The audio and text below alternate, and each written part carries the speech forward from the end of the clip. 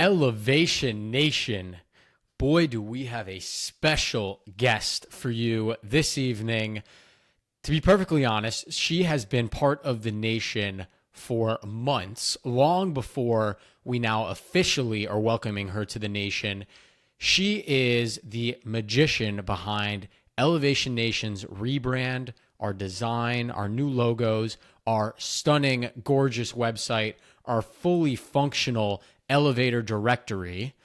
But she goes beyond just that. She is now Elevation Nation's exclusive brand, design, website, whatever you want to call her, extraordinaire for all of Elevation Nation, partnering and collaborating with many other elevators as she helps them with their brands and their digital footprint as well. We can call her the Studio Sami because I think that is the lingo, but we have Sami Gomez on with Elevation Nation, been like a little sister to me and Parker, and just one of the best humans we've met. Sami, welcome to Elevation Nation. We are so excited to have you join us. Oh my gosh, Sam, that was so nice. Thank you so much. I'm so happy to be here.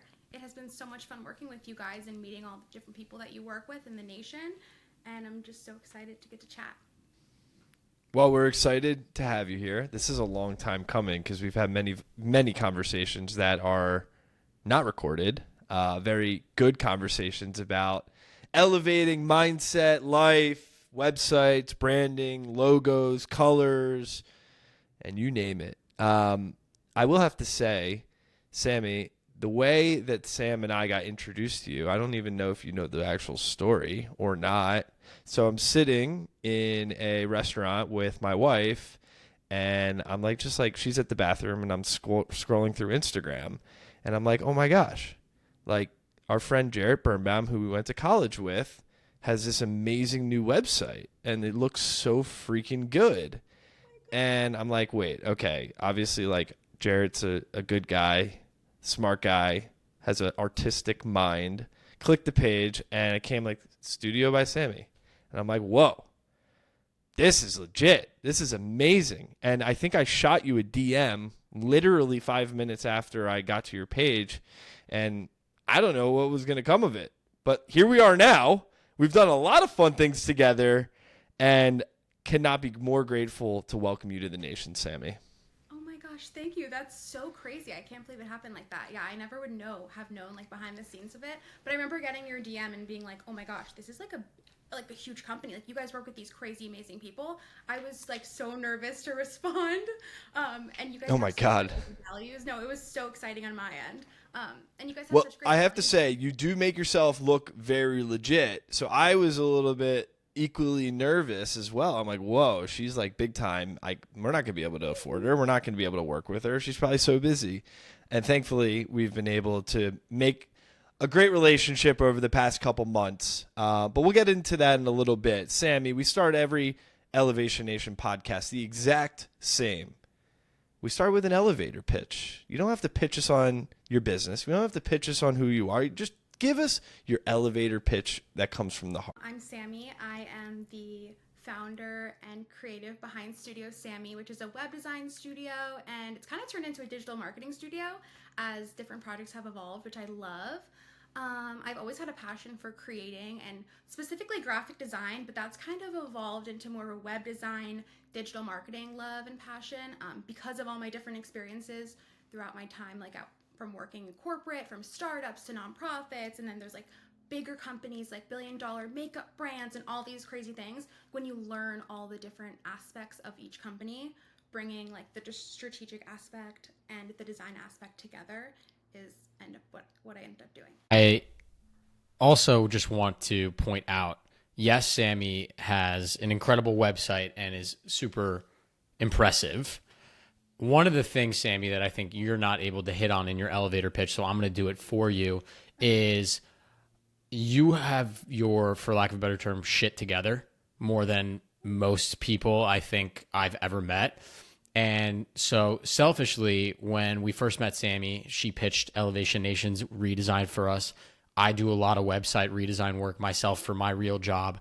On the down low, I was trying to poach Sami and still am because she is incredibly talented and so well put together, not only on the design side, the tech side, but most importantly, the hardest thing that I do every day, which is the business side and understanding people and the user experience strategy behind it. And so before we just continue to turn this into a Sami Love Fest and pump her tires nonstop, which we could do for an hour, I want to talk a little bit, Sami, about back to college, right? Going to UCF, an enormous school. We have other elevators from UCF. A ton of amazing people come from there. But what was the goal upon graduation? Like, when did this entrepreneurial side start, and how are you balancing that with still having a full career as well? In college, I originally went in for journalism. I wanted to be an editor-in-chief. That was like my big goal at like Cosmopolitan or something crazy. And I started the program and I realized I don't really love like to write the boring stuff. Like, that's not really what I like. I like the creative side of it. And so I started interning at different places, and I realized that I loved graphic design. And so that's what I switched my major to, advertising public relations. But it worked out, I guess. Worked out. Let's talk about this. So I was trying to get into the advertising public relations course and like program. And so I was taking the classes and everything was great except for the law class. That one was where I really had problems and I failed it, and I never told anybody, but now it's out. But I paid for it. I got all the money up so I could like reimburse like my mom, because I was on scholarship. I was so scared someone was going to find out and I was going to lose it. So I like somehow paid the school like $1,000 something so I could retake this class, and it was fine. But yeah, so I never ended up getting to the program. So then I ended up doing business communications, digital media. And that was like really nerve-wracking because people say like communications is the easiest. It's really like for dumb people. And I was obviously graduating with that and trying to get a job. You're very scared. So I put like every ounce of my energy into getting internships and trying to like make really, really great relationships with these companies. And I ended up having a really great relationship with the last one I interned at. And they ended up inviting me back. I came back to them later on in life because I took a different job outside of college.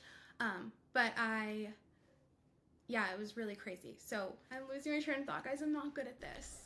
I'm just excited that we just dropped some breaking news to your mother. And yes, and I hope she knows how proud we are of you. Everything worked out how it was supposed to. Sometimes life throws crazy curveballs your way, and you don't know how the adversity is going to make you react. So the fact that you kept that hidden inside for so long, obviously scared about it, but now looking back on it, it's almost a little comical, right? I think without you having this pivot and hitting that speed bump in life, you probably wouldn't have Studio Sami. We probably would have never met, and you'd be on a totally different path. And I think that's, I'm working on this right now. It's a skill that I need to develop more, but having a little bit of faith in the universe that things will work out. Like, sometimes you hit adversity or you run into challenges and they put you in a different path that ends up working out for the better. And it sounds like this was just one of those cases, and we get to drop some breaking news on Elevation Nation, which is even better. So thank you. But I realize now that I'm forgetting like the main piece of it is I started to freelance during that time to get money for this payment. And so I had like a hair lady that would cut my hair and stuff. So I pitched the owner over email. I like signed up for her newsletter specifically so I could find problems with it and be like, hey, I think I could make your newsletter better. And I reached out to her and she was like, this is great. I don't need a newsletter, but I'm thinking about doing a rebrand. And so she was like my first official client. I made like $500. It was everything to me. She got such a great deal, looking back. And I did her rebrand. It was awesome. That was like my main portfolio piece. And I like really like put it all over my website, like at the time, my socials.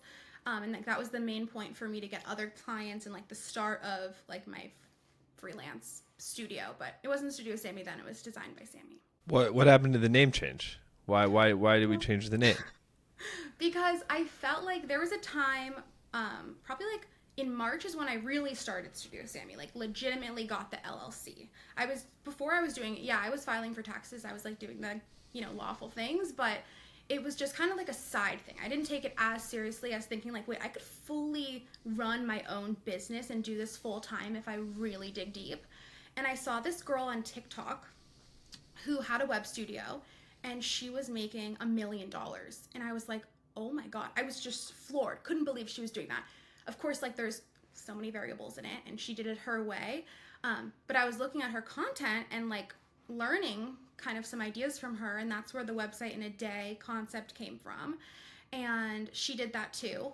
And then she sold a lot of things on the side too, which is how she got the million. But so I started a website in a day after I heard from her.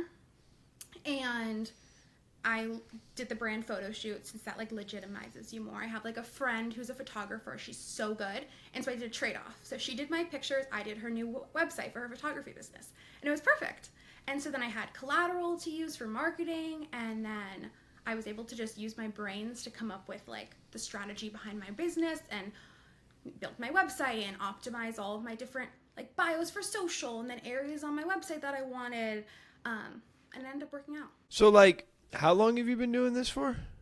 Well, I've been really doing it since college, but my studio Sami started in March. In March. And now we're in September.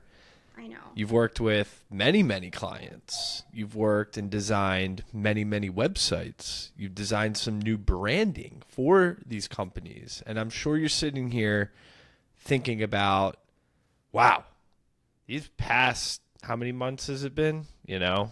You're like 6. 8, 9, whatever it might be. Maybe 5, 6, whatever. I can't count. But you looking back since that time in March, what is like one reflection that you have about this experience? Seriously, you can do anything you want if you really want it. Because I remember I moved in with my mom to save for a house with my fiance. We were renting and we were like, we wanted to get a house. But South Florida, that's where I was living at the time. It is so hard to live in a decent house for like under $600,000, which is crazy to me. Like that's not possible for somebody who just is a single person. Like, I don't know, it's crazy. So we moved in to save money. And so of course I'm like trying to do as much as I possibly can to save money at the time. So I was doing a ton of side work. And then I thought, okay, I should take Studio Sami seriously. And so I always like would say to people, if you really want something, you will do it. And I would stay up till like 3 a.m, wake up for my corporate job at like 8. I would barely sleep, just preparing for this company. It was like about a month and a half of prep, nonstop, like staying up late. And I was also like freelancing on the side with like, I was contracting with Ipsy, which is like the makeup brand. They're like a really great resource and like partner to have like during my journey because they were, you know, it was great like experience, and the people that work there are so smart and creative. I was learning so much from them. So yeah, it was really, really tough, but to like, if I could tell myself then that it would be working out like this now, I would be like just beyond happy. It was so hard in the beginning. I mean, you certainly earned it. And, you know, Parker and I often look back at how far we've come with Elevation Nation as well and can't believe it. You know, the collaborations, the people we've met, people like yourself, how many episodes we are now into the podcast, how people have us speak around the country, like blows our mind that we are here. And yet we still feel like we have so far to go. And I think that's the blessing and the curse of an elevator and an entrepreneur is we sometimes struggle to really appreciate and reflect on the past because there's always new goals that we want to start to hit. And so that's something that we struggle with in Elevation Nation. I want to ask you though, Sami, right? Obviously, this has taken off so much probably larger and quicker than you thought it would. When you were first graduating from UCF and didn't tell your mom about that failed course, I'm just going to keep bringing that up to make sure that she hears. She will. She's going to be very proud of you for, if she doesn't, we'll have a call with her because I think she's going to be very proud. But my question that I want to ask you as a recent young adult, a little younger than Parker and myself, what was your biggest fear upon entering adulthood into this real world, real corporate job? What was the scariest part about it for you? And is it still as scary now being, you know, a little bit out of that recent graduate period? Yeah, I think my most like my like biggest fear was not making enough money to live, which sounds crazy because it's like that's just life. Like buying groceries and having a roof over your head, like how does everyone have that? Like, well, not everyone, but like, how do people have that and like make it look so easy? So I was so nervous about that. And I always want to like have enough to, live independently if something happened. And so that was like my biggest fear. That's why I was always trying to do some side hustles, like to make sure I was making enough money. I was driving Uber Eats for a while during like my time living at my mom's because I wasn't making a lot in my side business at the time, and I like wanted to increase my like revenue during the week. So things like that. No, but it's definitely not as scary as I thought it was. I mean, yeah, it's hard. Like a lot of jobs are hard to get. Like the job market's really, really difficult. But there's always ways around it if you really want to make it happen, whether that's like something like Uber Eats or figuring out something you can do on your own and like a service you can provide to others. That's kind of how I was able to get over that. I love the idea that you just brought up around like the gig economy, which is certainly becoming a hot topic. It has been a hot topic, especially since like Uber has taken over, right? And Lyft, and giving the opportunity for people to just pick up a job when they want to. And I think having a skill like yours in web design and branding, while it isn't you're hopping in your car and designing people's websites at their place, you're able to get on a call with someone and say, hey, like, do you need help? And they're like, sure. And you're like, I can help you do this because you have that technical skill. And I think it just goes to show that for someone like yourself who's so young, you have a skill. You market yourself incredibly.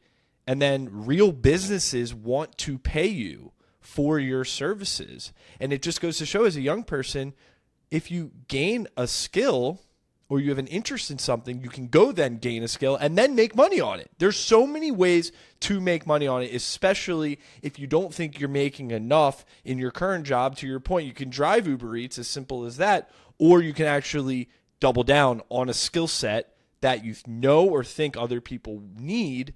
And then, I mean, to your point, make enough money to then replace your other job because you're making too much and you want to spend more time there. Okay, so what I was going to say is another fear, I'm like, as you were saying that, is a lot of companies, I was worried that they wouldn't take me seriously because I was out of college. And like, that's a fear a lot of people have when I've spoken to others that like are also graduating, like siblings, friends. And it is real. Like a lot of people don't take you as seriously when you're younger, but there's so many ways around it. And it's really that's what it is. So something that I've found, I know that you guys talk to a lot of like younger kids at camps and stuff, so I don't know if they're listening, but if they are, some tips if you want them. Unsolicited tips. Market yourself very professional and act like the job you want. So I really wanted to be a creative director. So I would present myself in like situations where I was meeting somebody of like a higher status or of like a part of a company and like act as though I know how to creative direct, and like I would look things up so I like know what to say, even if you're not exactly sure at the time. Being able to like say certain terminology to them will give them that like, oh, you either looked it up or you really know what you're talking about, and people take you seriously that way a lot faster.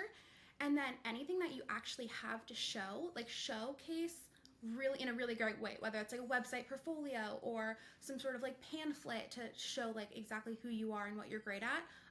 Taking it kind of like a different approach than just speaking and sending an email, and like having something to present to somebody always makes you stand out and like makes you more professional, seeming a little bit older than you are.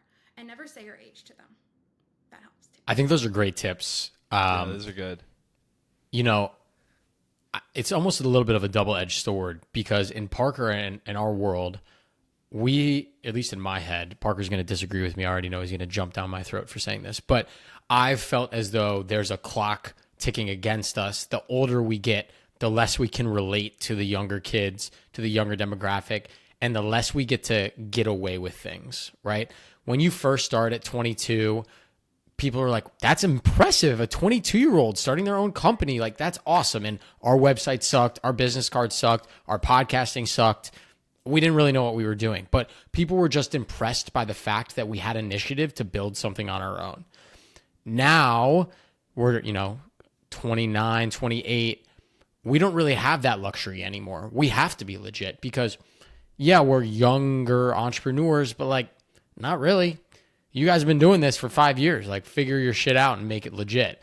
And so there's just a little bit of that other side that I used to love to take advantage of, because as a young, ambitious person, it always used to just impress people that I was young and had a company, or young and loved public speaking, or young and had all these accomplishments. Now it's like, back it up. You are real now. You're legit now. And so there's both sides of that coin. One of the other ways where you can take advantage of your youth. So I'm with Sami. Present yourself as professional as you can. Yeah. But one of the areas where I say be professional, but emphasize your youth. Gosh, I can't even speak now. Is when you're reaching out for mentorship, right?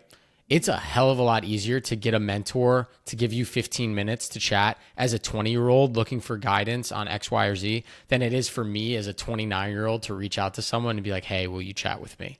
Right? People want to give back to the younger generation. It's half the reason Parker and I love doing what we do at Elevation Nation. I love mentoring younger people that are looking for that guidance and advice. I like less mentoring kids that are 29 years old that already should have their shit together that are coming to me and Parker for help. It's a little less fun, I guess. So that's where you can kind of take advantage, I think, of your youth as well. Yeah, that makes sense too. I never really thought of it like that. I don't know, maybe it's just in my head, or that like I'm not pulling the woman card, but I feel like people just don't take women as seriously when they're younger. They just kind of are like, oh, cool, you graduated college. Great. Like, what are you going to do? Like, jump into a marketing role at a corporate company, just like do their social media. Like, it's just like, a lot of people, I don't know, maybe I just find it myself, but you're right about reaching out to people for mentorship. I applied for some mentorships in college, didn't get any, bummer, but I did reach out to people on LinkedIn and ask them questions, and some people did respond to me from like bigger companies, and they like gave me the time of day. I had a call with someone once. It was really great. And someone reached out to me actually once, and I was like, you want to talk to me? It was crazy. And she was like, I really want the job you have at the company you were. And I was like, whoa, okay, I'll tell you about it. So that was pretty cool. So definitely do that. It does work. Well, I can tell you, you're just getting started with the amount of people that probably are going to want your advice and your mentoring, because you're absolutely crushing it. And I will say, the first time that we met and got on a call, I was taken back. I mean, it doesn't matter your age. I mean, like at all. Like, I was taken back by your executive presence, the way you communicated both orally and through your like deliverable slides that you created to show what you could do for us. And I think that that is such an amazing skill that you have, that you will always be able to lean on. It doesn't matter if you're 55 years old or you're 25. If you have a good, solid foundation on how to communicate what you're trying to say or convey to someone else, and they understand that too, then you're going to be well on the way to good places. And to Sam's point that he knows I was going to come back on is like, we create these narratives in our head about what other people think of us. At the end of the day, if you stay in the game and you're working towards what you know you want to work towards, it does not matter what other people think. I could care less if someone says at 29 years old, Elevation Nation is legit or not. Great. If you don't think it's legit, that doesn't matter, because I know it's legit, because I take it seriously. You could get 1,000 people saying that. It still won't matter. Once you allow the noise to crowd your own space, then that becomes a noisy place that you don't want to live in. But you don't allow yourself to get to that point, because you know what you're up to and how you are driven every single day. And just remember that, because I think as a young person, we get clouded. Our judgment gets clouded very often by what other people think. And that's what Sam and I are on a mission to do, is help people become more centered on their vision and believe in what they're building so that they can actually go do it. And we'll get Sam back. He just dropped. I know he's going to come back. Okay. What? Yeah. Sorry, that was, I felt that. I needed to let that out. That was really good.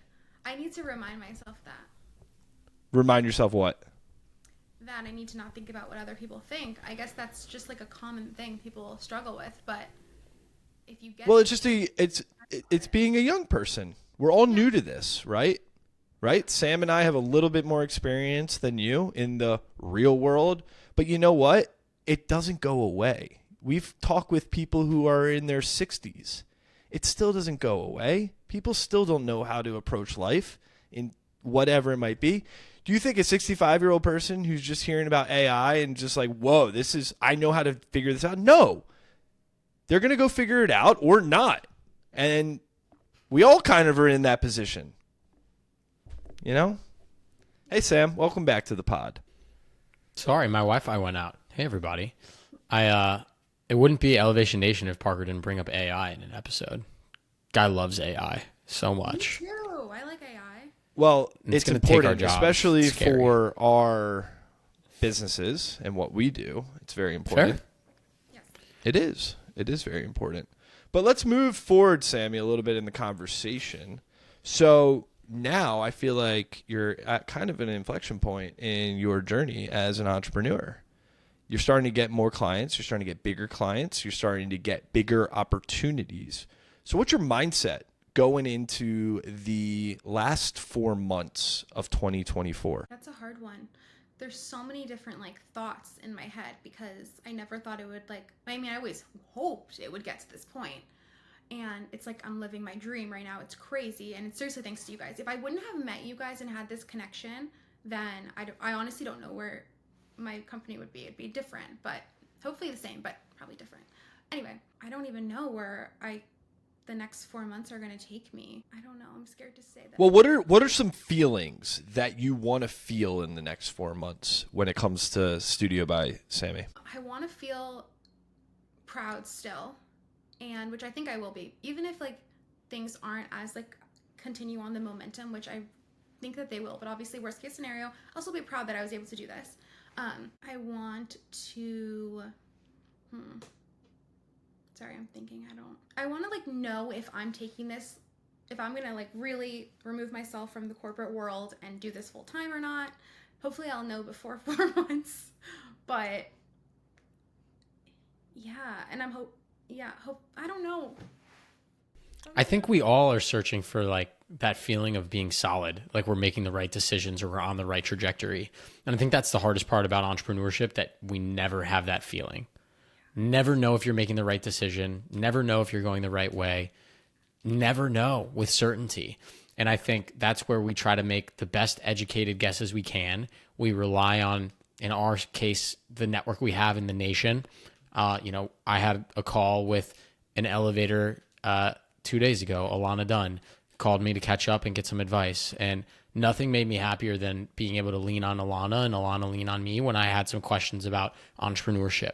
Because no one truly understands what you're going through and building something of your own from scratch and trying to grow it into a successful business, to be perfectly honest, unless you're also an entrepreneur. I know some people might disagree with that, but you don't understand the emotion, the pain, the triumph that you feel when things fail. How much Parker and I have cried, laughed, smiled, hugged, appreciated, hated each other throughout this entire journey of it puts you through every single human emotion. And I think that's one reason why I'm attracted to entrepreneurship so much, is I think the best and most fulfilled days, the days that I truly live for, are days where I'm challenged, I laugh, I cry, I'm emotional, I think outside the box. Those are the best days. And I think there's no greater tool besides retreats. I know Parker's going to say that. Besides going on a retreat and being in nature, than entrepreneurship to feel as many feelings as you can. Whoa, that's the first time I've ever heard that from his mouth. That's crazy. Sammy, we've been doing this for what 7 years now. And we believe in our idea. We believe that Elevation Nation is going to elevate the mindset of young people, or just people in general, so that they can go conquer the real world. And I know within you that what you are doing with your project, you believe, not your project, your business, you believe that you offer something of value to the world. And you're about to continue to embark on that. But I will say, you've been only doing it for a short amount of time, really leaning in, right? You said March was that turning point. Now you're really leaning in even more. I would say continue to lean in harder, but it's a long game, and you got to continue to push, and you got to continue to hold yourself accountable. And it's the mental fortitude that is going to push you through these inevitably hard times that are going to come, because they're going to come. I'm just saying that. Let's have a real discussion about that. What are you afraid of coming up in the next 6 months? If I were to go full time into this, which that's like ultimately my goal, that I would have a slow month and that I wouldn't really have any money coming in. But of course, I've been thinking about that. And what would I do if that happened? I'm like always trying to plan ahead because I'm nervous. And there's so many different ways I'd be able to make enough money to pay my mortgage. So it'll be fine. But it's still very scary because I would prefer it to come from my studio. You know what I mean? It's the scary part of entrepreneurship. You are very similar to, I think, both Parker and myself, of type A, trying to plan ahead. And I think we have to just trust that we're going to be able to figure out situations. And that's the best part of being an elevator and being an entrepreneur, is just trusting in your gut that you're going to get somewhere, and that it's all going to work out how it's supposed to. And so, Sami, no matter what direction you go, you have 2 friends, 2 mentors, 2 enormous fans of yours right here that are always happy to help you with whatever decisions you are making. We are so grateful that you really helped us with our brand, with our confidence, and then trusted us to help with introductions, and just allowing to mentor you has been such a highlight, especially because you've taken it so graciously when you haven't asked for our mentorship and we just spew ideas at you on things you should do. And so we're just very grateful that we have you in our nation and in our world. I want to move us into our rapid fire segment where I get to ask you some questions with Parker that we're really excited about, and you get to say the first thing that comes to your mind. So, as a fellow design nerd, I'm a fake design nerd because I didn't go to any design or art school, but I do it for my job. So I have to ask you, all my colleagues are going to want to know, do you have a favorite font and or a favorite color? Yes, of course. My favorite font right now, it changes, but right now it's DM Sans, because I'm working with that most, but I also just love it. It's so clean. It's so beautiful. Oh, it's timeless. And I feel so silly. I think that's a great answer. What about the color?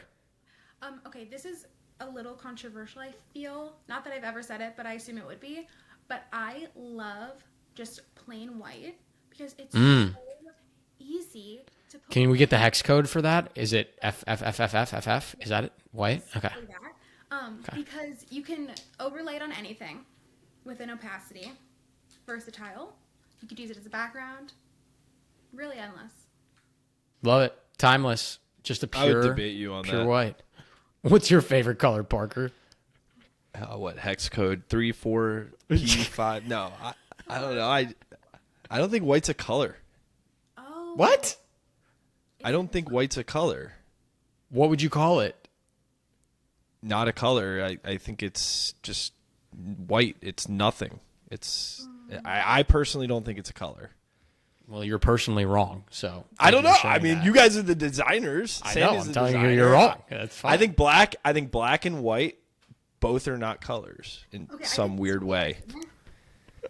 But in some weird way, they're just not like they're not part of like a rainbow, right? You have light, like they're just. That's they're your not. argument. No, right, now you're gonna get me and Sami heated. No. But then you have the 3 primary colors. Are any of them Okay. white or black? No. Okay. All right. So like you can't make white or black from any of the 3 primary colors, right? Technically, you couldn't. You could get close to black. Yeah. So I don't know. Sorry, Sami, if I'm totally going off the rails here. I'm just controversial. Something to think about. Okay. Well, that's why we have a podcast. We get to. That's probably going to be our most viral clip too, Parker, is you saying that you don't believe that white is a color. So we should clip that up. Well done. I like it. I feel like he's right too, so it's going to be embarrassing. He might be. Oh. Make us look dumb. You never know. Oh. All right. Well, I'm going to have to ChatGPT. ChatGPT is white color. All right. If white's not a color, can you make the argument that black is too? Not a color? I don't know. I feel like there's something there. It's got legs here. All right. Next question. You have amazing skills, Sami. Like you can create beautiful websites. You can create amazing logos. amazing brands make people look really good, especially digitally, which is very important. What is a skill outside of your current day-to-day job that you want to learn that will improve your life? This is rapid fire and I'm so slow, but a skill outside of that. I am trying to learn more AI. I know I said I liked it, but I feel like, yes, it is going to take over people's jobs perhaps, but I want to be the person at that job, if that happens, where I'm the one who knows how to use it the best. So I'm just trying to learn. I think that's fair. I think that's a very good point. I like that. AI is hot. You better learn it because it's coming whether you like it or not. Well, you already are using it every single day. You have to remember that. Whether you like it or not, you're using AI. Your iPhone uses AI every single moment of the day. Yeah, and it makes things so much faster. Like I'm not talking about like asking it questions and like copying the answers, but like it automates things and it's so great. Just that aspect of it makes things great. I love it. All right, our last rapid fire. Parker loves to read, as you can tell by his bookshelf behind him. I know you just moved, so maybe there were some books you found deep in the bowels of a bookshelf, but do you have a book recommendation for Parker, myself, and Elevation Nation? You can Google really quick, and Parker can crop this part out if you want to look up a book. I literally don't read. Oh my God, Sammy, we're going to have to get you a book. I know. I read a few books. I went through a phase where I was reading a lot. There you go. So you do read. Yeah, but like not currently. I'm more of Like, what was the book? It doesn't have to be about business. It doesn't have to be about, it could be literally anything. Okay, I have to find what the name of it was. It was kind of like a thriller. Totally don't recommend it to you guys though. Like you would not like it. Why? I'm reading a fiction book right now. My wife is she's read like 18 fiction books in the last 3 months, and she's like pushing them on me. And I'm just like, She's probably read it. It's like by Colleen Hoover. yeah, I know that name. It sounds familiar. It's really good. It was so scary. The idea of a book being scary just like doesn't make sense to me. It just doesn't. Okay, but like, You're like reading like, oh, I don't want to read more because I'm scared. Like, what? You're just reading words on a page. I'm just like, doesn't make sense. It's called Verity. I just realized. Verity. But I have like vivid, like I remember vivid parts of the book like as if it was real, and it's terrifying. Oh, wow. Scary scenes, and it's really not. I'm just easily scared, but to me. So this is what I think we need to do. So usually, Sammy, when an elevator tells us a book, Parker buys it for the bookshelf. That's his thing. But I think, Parker, what we have to do now is we have to buy it for JJ and give it to JJ. She's probably read it. I'll ask. All right, well, we'll find out. Such a classic. We'll find out. I love it. All right, Sammy. Well, we're going to buy you a book, by the way, Sammy, that is going to be your homework. And we're going to send it to you, and you're going to read it, and I know you're going to like it. So Sam and I are going to discuss offline what that book is going to be. But hopefully we can get you back in the world of reading, because I think reading's important because you're exploring other people's knowledge and mind. You know, you're borrowing them, that knowledge and mind. So important. I would agree. All right, Sammy, it's our final question of the episode. You're very familiar with this concept because you helped us build it on a beautiful webpage showcasing all our elevators' mental mottos, a phrase that embodies who they are and how they live their life. You've seen hundreds of examples now on our site. So, Sammy, what is your mental motto? I would say you want to do it, you will, or something like that. I like that. Answer, but if you want it, you will do it. How should I phrase it? I think if you want to do it, you will. I like that. Because Parker and I have that discussion a lot where he has an idea or I have an idea. We send it to each other and we say, oh, well, how are we going to do that? If you actually want it bad enough, you'll figure out a way, whether that's outsourcing a website to an incredible designer like yourself, getting off the couch and going to do a photo shoot, or coming up with a new idea for a podcast. If you want something bad enough, go out and do it. I think that's a great lesson for a lot of the young people out there listening that are just trying to figure out what they want in life. If you want it, go do it. Give it a try. And I love that. Sammy, it is such an honor to finally get to hang out with you and chat on the podcast. Truly, I think we've talked to you more in the past 4 months than any other elevator around. You've helped us deliver a beautiful website and rebrand for Elevation Nation, and you were one of the first to trust us with EN strategies and all the connections that we've been able to make. And we are just so infinitely grateful for you as a friend, as a mentee, a mentor, and our go-to creative. And so we just want to officially welcome you to the nation. We're so glad to have you. Thank you. Oh my gosh, I am so grateful for you guys. You have no idea. You've literally changed my life, helped me buy a house. It's crazy. So I am just so thankful that we connected. Well, I mean, right there and then we helped you buy a house. Wow, I didn't think about really that did. way. That's pretty crazy. I have to tell my mom that. Everybody's life. Well, maybe she'll be listening, so she just found out. Hey, Mom, how's it going? But Sami, thank you so much for joining us. Well, joining us for a conversation, but this is just the start of you joining Elevation Nation, and I am so excited to cheer you on. I am so excited to work with you. I am so excited to collaborate with you, and of course, just be here as your friend, because I think there's a lot of elevation to come. And Sam and I could not be more grateful that our paths crossed when they did. And just thank you for your time today and all the time in the future. Oh my gosh, I appreciate you so much. Thank you. All right, Elevation Nation. Until next week, peace.